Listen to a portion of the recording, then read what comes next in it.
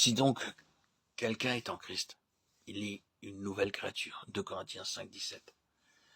Le premier mot des versets 16 et 17 de 2 Corinthiens est identique dans l'original et généralement traduit aussi et. Si donc, il renvoie au verset 14e. Si quelqu'un est en Christ, baptisé en sa mort, il est entré par la croix dans ce royaume où Christ est tout. L'ambiance en même temps que la source de la vie. Désormais, les choses anciennes sont passées, car si quelqu'un est en Christ, il est une nouvelle créature, une nouvelle création. En Christ, il ne peut être question d'amélioration ou d'une culture de la vieille nature. L'âme unie au Christ vivant revêt, nous est-il dit, le nouvel homme, Colossiens 3, 16, 11. Quotidiennement, elle s'abreuve à la source, l'esprit de Jésus, et reçoit de nouvelles forces, de sorte que le nouvel homme croît continuellement dans la connaissance de son Créateur et à sa ressemblance. Colossiens 3, 10, 11. Il se renouvelle, écrit l'apôtre, à l'image de celui qui l'a créé pour parvenir à une parfaite ressemblance. L'enfant se développe généralement en la ressemblance des parents. La vie nouvelle qui est communiquée au racheté le développe en la ressemblance du Créateur, du dispensateur de la vie, pour autant que la mort avec Christ est constamment maintenue et que les choses anciennes sont vraiment passées. Seulement alors, rien n'empêche plus la croissance du nouvel homme, créé en la ressemblance de Dieu, dans la justice, la sainteté et la vérité. Éphésiens 4, 24. Tout vient de Dieu, qui nous a confié le ministère de la réconciliation. Nous sommes ambassadeurs pour le Christ. 2 Corinthiens 5, 18, 19.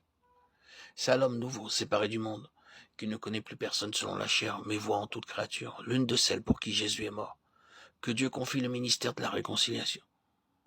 L'une des versions traduites en anglais dans la Bible traduit ce passage de façon particulièrement subjective. Dieu a placé dans ses ambassadeurs le message de la croix, la parole de réconciliation. Il faut effectivement que le message soit gravé dans le cœur, qu'il fasse partie intégrante de la nature des ambassadeurs, avant que ceux-ci puissent le prêcher. Ézéchiel dut prendre le rouleau et le manger avant que de répéter au peuple les paroles mêmes du Dieu d'Israël. De même, il y a une préparation nécessaire pour les ambassadeurs de Christ. Ce sont eux qui, par la prédication de la croix, manifestent la puissance de Dieu, car ils sont ouvriers avec lui. Par eux, Dieu supplie les hommes pour qui Christ est mort, de n'avoir point reçu sa grâce en vain, mais d'écouter l'appel tandis qu'il en est temps.